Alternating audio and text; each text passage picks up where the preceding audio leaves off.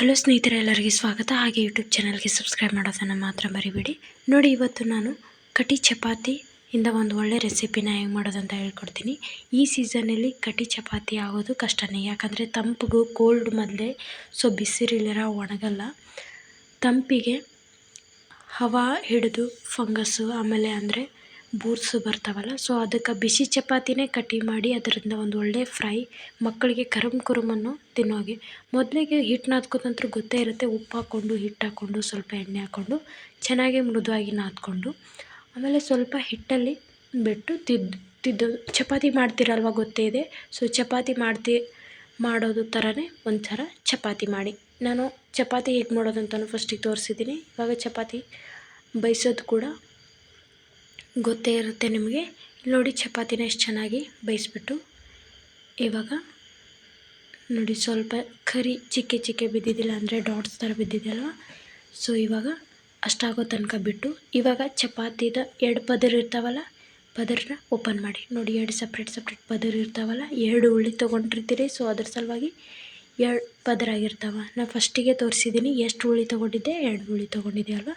ನೋಡಿ, ಇವಾಗ ಅಂದರೆ ಕಟ್ಟಿ ಆಗೋಕ್ಕೆ ಇದು ತುಂಬ ಈಸಿ ಟ್ರಿಕ್ಕು. ಬೇಗನೆ ಕಟ್ಟಿ ಆಗುತ್ತೆ. ಗ್ಯಾಸ್ ಕೂಡ ವೇಸ್ಟ್ ಆಗೋಲ್ಲ, ನಿಮ್ಮ ಟೈಮ್ ಕೂಡ ವೇಸ್ಟ್ ಆಗೋಲ್ಲ.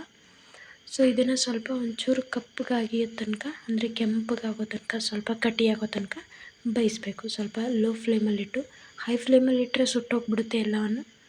ನೋಡಿ, ಇವಾಗ ನಾನು ತೋರಿಸಿದ್ದೀನಿ ಫುಲ್ ಕಂಪ್ಲೀಟಾಗಿ ಕಟ್ಟಿಯಾಗಿದೆ ಅಲ್ವಾ. ಇವಾಗ ಇದು ರೆಸಿಪಿನ ಹೇಳ್ಕೊಡ್ತೀನಿ ನೋಡಿ. ಕಟ್ಟಿಯಾಗಿರೋದನ್ನು ಸ್ವಲ್ಪ ಚೆನ್ನಾಗಿ ಮುರ್ಕೋಬೇಕು. ನೋಡಿ, ಕಟ್ಟಿಯಾಗಿರೋ ಚಪಾತಿನ, ಖಡಕ್ಕಾಗಿರೋ ಚಪಾತಿನ ತುಂಬ ಸಣ್ಣ ಪೀಸಾಗಿ ಮುರ್ಕೋಬೇಕು. ನಿಮಗೆ ಮುರ್ಕೊಳ್ಳೋಕ್ಕಾಗಲಿಲ್ಲ ಅಂದರೆ ಚಾಕುವಿಂದ ಈ ಥರ ಕೂಡ ಕಟ್ ಮಾಡ್ಕೊಳ್ಳಿ. ಕೈಯಿಂದ ಈಸಿಯಾಗಿ ಕಟ್ ಮಾಡುತ್ತೆ. ನೆಕ್ಸ್ಟ್ ನೋಡಿ, ಇವಾಗ ಕಟ್ ಮಾಡಿದಂತರೂ ಆಯಿತು. ಇವಾಗ ಒಗ್ಗರಣೆ ಹೆಂಗೆ ಹಾಕೋದಂತ ಹೇಳ್ಕೊಡ್ತೀನಿ.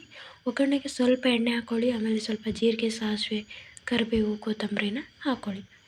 ಎಣ್ಣೆ ಹಾಕಿದ್ದಾಯಿತು. ನಾನು ಇವಾಗ ಜೀರಿಗೆ, ಸಾಸಿವೆ ಹಾಕ್ತಾಯಿದ್ದೀನಿ ಮಿಕ್ಸ್ಡು.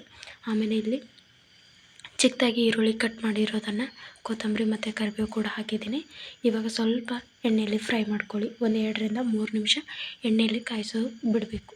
ಯಾಕಂದರೆ ಅವು ಚೆನ್ನಾಗಿ ಬಂದು ಬೇಕಲ್ವ ಎಣ್ಣೆಯಲ್ಲಿ.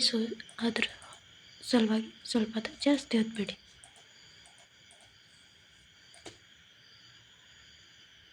ನೋಡಿ, 1-2 ರಿಂದ 3 ನಿಮಿಷ ಫ್ರೈ ಮಾಡ್ತಾಯಿರಿ ಲೋ ಫ್ಲೇಮಲ್ಲಿಟ್ಟು, ಇಲ್ಲಾಂದರೆ ಹೊತ್ತು ಬಿಡುತ್ತೆ ಅಲ್ವಾ. ಅದ್ರ ಸಲುವಾಗಿ. ಆಮೇಲೆ ಸ್ವಲ್ಪ ರುಚಿಗೆ ತಕ್ಕಷ್ಟು ಉಪ್ಪನ್ನ ನೋಡ್ಕೊಂಡು ಹಾಕ್ಕೊಳ್ಳಿ. ಎಷ್ಟು ಬೇಕು ಅನಿಸುತ್ತೆ ಅಷ್ಟೊಂದು ಹಾಕ್ಕೊಳ್ಳಿ. ಸ್ವಲ್ಪ ಒಣಖಾರ, ನಿಮಗೆ ಒಣಖಾರ ಆಗಲ್ಲ ಅಂದರೆ ಸ್ವಲ್ಪ ಮೆಣಸಿನ್ಕಾಯಿನ ಕೂಡ ಹಾಕೋಬೋದು. ಬಟ್ ಈ ರೆಸಿಪಿಗೆ ಒಣಖಾರನೇ ತುಂಬ ಚಲೋ. ಅಂದರೆ ನಿಮ್ಮ ಹತ್ರ ಒಣಖಾರ ಇರ್ಲಿಕ್ಕಂದರೆ MTR ಮಸಾಲ ಪೌಡರ್ ಇರುತ್ತಲ್ವ, ಅದನ್ನು ಕೂಡ ಹಾಕೋಬೋದು. ಸ್ವಲ್ಪ ಅರಿಶಿನ ಪುಡಿ ಹಾಕ್ಕೊಳ್ಳಿ. ಇವಾಗ ಚಪಾತಿನ ಮುರಿದಿಟ್ಕೊಂಡಿದ್ರಲ್ವ, ಅದನ್ನು ಆ್ಯಡ್ ಮಾಡಿಕೊಂಡು ಸ್ಪೂನಿಂದ ತಿರುವಾಡಿ. ನೋಡಿ, ಚೆನ್ನಾಗಿ ಎಲ್ಲವನ್ನು ತಿರುವಾಡಿ.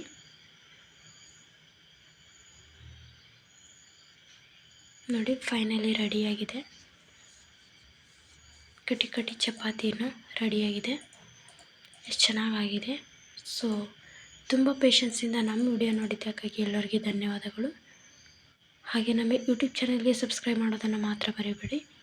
ಎಲ್ಲರಿಗೂ ಧನ್ಯವಾದಗಳು.